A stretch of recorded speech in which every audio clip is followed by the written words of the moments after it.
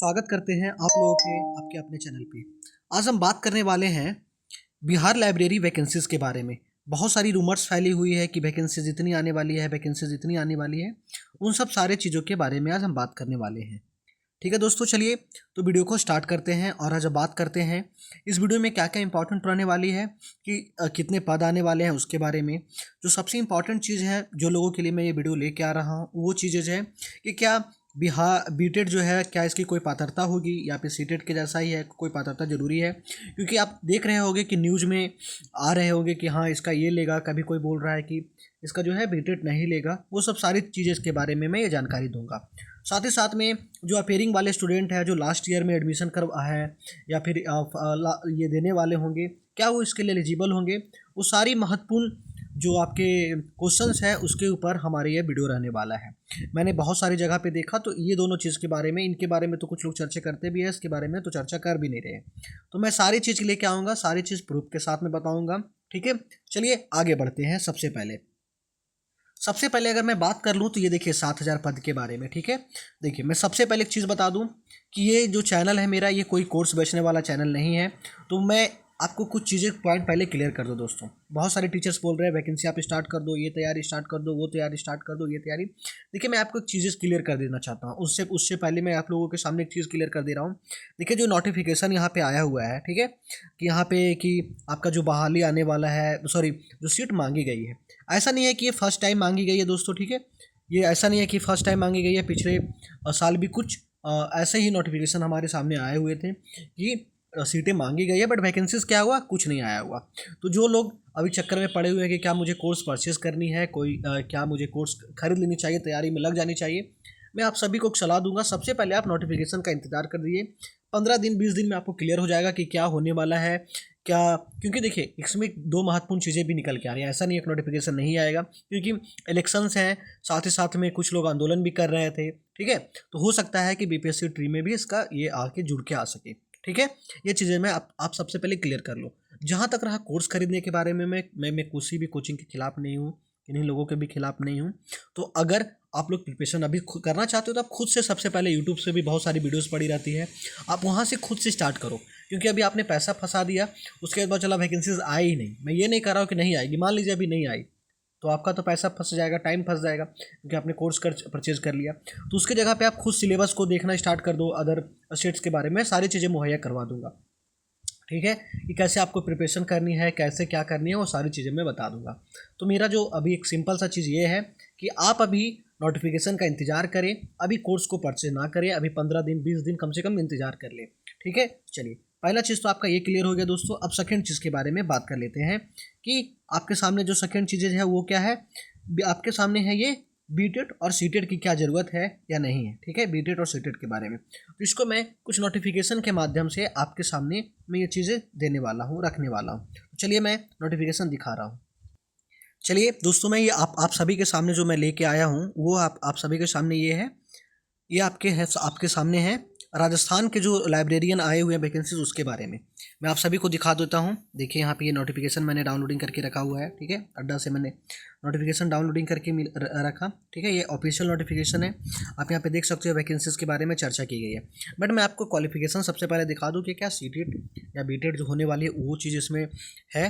देखिए मैं आपको एक चीज़ क्लियर कर देता हूँ सबसे पहले नोटिफिकेशन के माध्यम से। आप मैं इसके जो है एलिजिबिलिटी क्राइटेरिया में मैं जा रहा हूँ उसके बारे में, फिर मैं आपको वो चीज़ भी दिखा दूंगा। चलिए आगे बढ़ते हैं।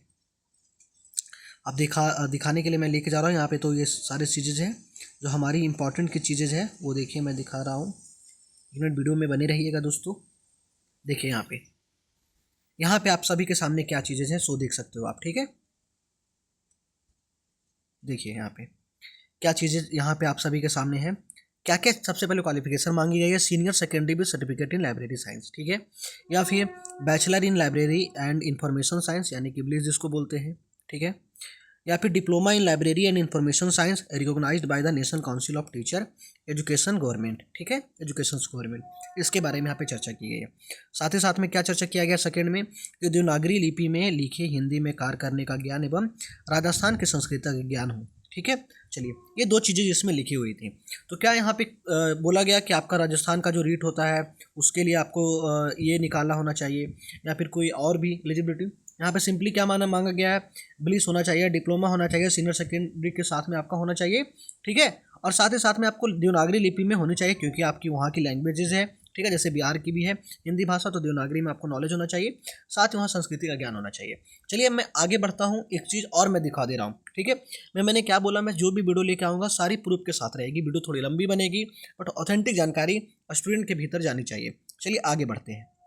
देखिए दोस्तों, आप सभी के सामने मैं जो राजस्थान कर्मचारी बोर्ड है जो आपका एग्ज़ाम लेने वाला है उसकी एग्ज़ाम कैलेंडर को लेके आ गया हूँ। देखिए क्या इसमें मांगा गया है कोई भी चीज़ें। चलिए मैं आगे दिखाने चाहता हूँ आप सभी के सामने, आप देख सकते हो मैं लेके जा रहा हूँ दोस्तों आपके सभी के सामने लाइब्रेरियन कम्युनिटी ऑडियो क्लब। देखिए यहाँ पे आप देख सकते हो, ठीक है। यहाँ पे क्या मान लिखा गया, पुस्तकालय ग्रेड 3 संयुक्त सीधी भर्ती नॉन सीईटी, ठीक है। यहाँ पे नॉन सीईटी के लिए ये है, ठीक है। यहाँ पे कुछ ऐसा चीज़ नहीं है कि आपको सीईटी चाहिए या फिर चाहिए, कोई भी एग्ज़ाम इसमें चाहिए ही नहीं दोस्तों, ठीक है। मैंने वहाँ भी दिखा दिया था कि रीट का नहीं मांगा गया है या फिर कोई और अदर क्वालिफिकेशन नहीं मांगा गया। अब मैं कुछ सेंट्रल वैकेंसीज की तरफ लेके चलता हूँ, जैसे कि एनबीएस या फिर केबीएस, वो सारी चीज़ें का भी मैं नोटिफिकेशन आप सभी के सामने दिखाना चाहता हूँ, ठीक है, जिससे आपको कुछ ज्ञात हो। वीडियो में बने रहिएगा, लास्ट में अपेयरिंग वाले स्टूडेंट के लिए भी इस वीडियो में है, ठीक है। चलिए मैं बात करता हूँ आगे। देखिए दोस्तों, आप सभी को मैंने लेके चला आया हूँ केबीएस का जो नोटिफिकेशन आया था उसके पे, ठीक है। आप यहाँ पे देख सकते हो केबीएस के जो नोटिफिकेशन आए थे उसके ऊपर में आपको मैं कुछ और दिखा दूँ।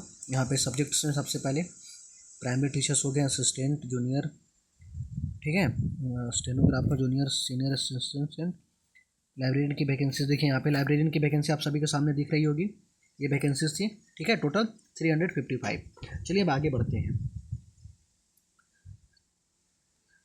सबसे पहले हम लोग देखना चाहते हैं कि इसमें क्या क्वालिफिकेशन मांगा गया था। चलिए, पोस्ट ग्रेजुएट टीजीटी के बारे में देखिए। यहाँ पे लाइब्रेरियन की मैं आप सभी के सामने मैं लाइब्रेरियन की लेके आ गया हूँ। देखें क्या मांगा गया है, bachelor degree in library science यानी कि फिर से ब्लिस, ठीक है। Graduate with 1 year diploma in library science, वही, ठीक है। रिकॉग्नाइज्ड इंस्टीट्यूशन, यहाँ पे working knowledge of Hindi and English, ठीक है। ये 2 चीज़ें मांगी गई है, वहाँ पे भी सेम है। यहाँ पे भी कुछ अदर चीज़ें देखिए डिजायरेबल है, कंप्यूटर एप्लीकेशन में आपको नॉलेज होना चाहिए, एमएस ऑफिस वगैरह में, ठीक है, उसके बारे में। चलिए मैं एक चीज़ आप सभी के सामने क्लियर कर दूं, अगर जो लोग अभी अपेयरिंग में हैं, जो लोग केबीएस की वेटिंग कर रहे हैं, एनवीएस की वेट कर रहे हैं, मैं एक चीज़ बताना चाहता हूं, अगर आप लाइब्रेरी आपका कंप्लीट हो गया या अभी अपेयरिंग में हो, साथ ही साथ में आप एडीसीए या फिर पीजीडीसीए ये सब चीज़ें आप कंप्लीट करते जाओ, क्योंकि आप देख सकते हो कि इसमें डिजायरेबल में मांगा जाता है। ऐसा नहीं है कि आप इसके बिना आप एलिजिबल नहीं हो, बट इससे आपका डिजायर होता है, आप इसको एक बेहतर इंसान के रूप में देखा जा सकता है, क्योंकि आप सभी सारी चीज़ें कंप्यूटर में ही काम होती है, उससे आपको फ़ायदा मिलेगा, ठीक है। चलिए अब आगे बढ़ते हैं। अब मैं आप सभी के सामने आपकी एक चीज़ें क्लियर हो गई होगी, एनबीएस में भी सेम है दोस्तों, एनबीएस में भी सेम है, यहाँ पे भी कुछ चीज़ें नहीं बताई गई है। तो मैं अब आपको वीडियो की तरफ में बताना चाहता हूँ। जो पहला पॉइंट था कि क्या बीटेट के बारे में लिया जाएगा या फिर कुछ और क्वालिफिकेशन है, तो अभी तक जो भी मैंने पुराने नोटिफिकेशंस देखे हैं, सेंट्रल के हो या फिर जो स्टेट्स में ताज़ा तरीन आए हों, उसके बारे में, तो उसके बारे में क्या बताया गया कि अभी तक कोई भी ऐसा चीज़ें नहीं है जिसमें ये बताया गया हो कि लेना चाहिए, ठीक है। अभी तक कुछ ऐसा नहीं है। अब बिहार की सारी चीज़ें जो क्लियर होगी वो नोटिफिकेशन आने के बाद ही क्लियर होगी, बट जहाँ तक हम लोगों को पता चला नोटिफिकेशंस देख के सेंट्रल स्टेट्स में, अभी तक ये चीज़ें कहीं पे भी एलिजिबिलिटी नहीं है। चलिए आगे बढ़ते हैं। अब जो दूसरी चीज़ है वो है अपेयरिंग वाले स्टूडेंट के लिए, ठीक है। अपेयरिंग वाले जो स्टूडेंट्स हैं उनके बारे में बात किया जा रहा है यहाँ पे, जो लोग अपेयरिंग है उसको क्या करें। देखिए सबसे पहले एक मैं चीज़ें क्लियर कर दूँ, ठीक है। जो लोग अपेयरिंग वाले स्टूडेंट हैं उनके लिए मैं बताना चाहता हूँ। देखिए दोस्तों, यहाँ पे जो एनवीएस है या फिर केबीएस है, इसमें कुछ चीज़ें वैसा नहीं बताई गई है, बट मैं एक चीज़ बता दूं, आपकी जो सारी डिग्री होनी चाहिए वो जो आपका जब ये फॉर्म फिलअप हो रहा है, एनवीएस और केबीएस के बारे में पहले बता रहा हूँ कि आपको जब तक फॉर्म फिलअप हो रहा है उससे अंडर आपको आपकी डिग्री आपके हाथ में होनी चाहिए, ठीक है। लेकिन देखिए दोस्तों, ये जो बिहार वाला एग्ज़ाम है वो स्टेट्स एग्ज़ाम है, तो स्टेट के नोटिफिकेशन से मैं उसके बारे में बात करने वाला हूँ। तो चलिए देखते हैं कि राजस्थान में जो वैकेंसीज आई हुई है उसमें क्या बताया गया। तो चलिए मैं वहाँ आप लोगों के सामने लेके चलता हूँ। देखिए दोस्तों, मैं फिर से आपको लेके चला आया हूँ राजस्थान की। यहाँ पे आप यहाँ पे देख सकते हो, यहाँ पे एक चीज़ें लिखी गई है, वो क्या चीज़ें हैं वो चीज़ें आप देख सकते हो। नोट में करके। ठीक है, यहाँ पे क्या बोला जा रहा है, सबसे पहले देखिए कि इस भर्ती हेतु निर्धारित शैक्षणिक योग्यता के अंतिम वर्ष में सम्मिलित होने जाने वाले सम्मिलित हो रहे। देखिए यहाँ पे क्या बोला गया, जो अंतिम वर्ष में है या फिर आप बिलीस कर रहे हो या फिर आपका डिप्लोमा वगैरह है, अगर आप अंतिम वर्ष में सम्मिलित होने वाले हैं या सम्मिलित हो रहे हैं, ठीक है, हो रहे हैं, अभ्यर्थी आवेदन कर सकेंगे। यहाँ पे क्या बोला गया, आवेदन कर सकेंगे, लेकिन इसमें क्या बताया गया है, परंतु निर्धारित शैक्षणिक योग्यता इसी भर्ती के परीक्षा तिथि से पूर्व अर्जित करनी अनिवार्य होगी। ऐसे देखिए, जो इसका एग्जाम का डेट रखा गया था वो तो पहले अप्रैल में था, लेकिन अब जुलाई कर दिया गया है दोस्तों। ठीक है, जुलाई कर दिया गया है इसका बढ़ा के, मुझे एग्जैक्ट डेट नहीं याद है, बट मैंने देखा जुलाई कर दिया गया है। अगर इसमें कुछ मिस्टेक्स हो गई होगी तो मुझे माफ़ कर दीजिएगा। ठीक है, चलिए, अगर आपको यहाँ जैसे कल को बिहार का वैकेंसी आ जाता है, मैं आपको एग्जाम्पल बता रहा हूँ, तो NBS और KBS के नोटिफिकेशन के अकॉर्डिंग क्या था कि आपको अगर मान लीजिए कि अप्रैल में आती है वैकेंसी, ठीक है, 1 अप्रैल से लेके आपका 1 मई के अंदर भराया जाएगा फॉर्म आपका। ठीक है, तो NBS और KBS के नोटिफिकेशन के अकॉर्डिंग आपको इसके अंदर ही आपको ये कंप्लीट होनी चाहिए। ठीक है, लेकिन राजस्थान के अकॉर्डिंग क्या बोला जा रहा है, जो राजस्थान बोर्ड है उसके अकॉर्डिंग क्या बोला जा रहा है कि अगर मेरा एग्जाम का डेट मान लीजिए कि अगर वो नोटिफिकेशन आया, उससे मतलब नहीं है।